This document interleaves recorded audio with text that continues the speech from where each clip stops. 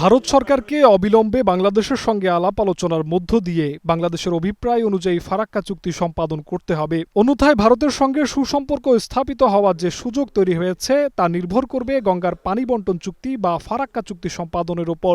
এমনটি বলছিলেন স্থানীয় সরকার মন্ত্রী মির্জা ফখরুল। আজকে মৌলানা ভাসানী সেই ফারাক্কা মিছিলের মধ্য দিয়ে সেদিন মানুষগুলোকে সংগঠিত করেছিলেন।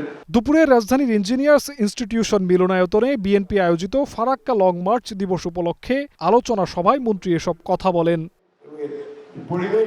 তিনি বলেন ২০২৬ সালে গঙ্গা পানি বণ্টন চুক্তির মেয়াদ শেষ হয়ে যাবে।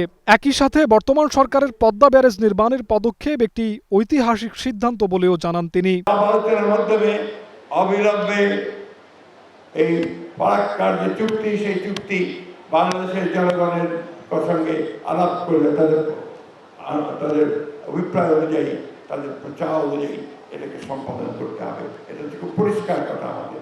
অনুষ্ঠানে বিএনপির স্থায়ী ও কেন্দ্রীয় কমিটির সদস্য, নদী বিশেষজ্ঞ, শিক্ষক এবং বিভিন্ন শ্রেণী পেশার মানুষ উপস্থিত ছিলেন। ভারতের মাধ্যমে জিহাদ রাহাত, গ্রিন নিউজ, ঢাকা।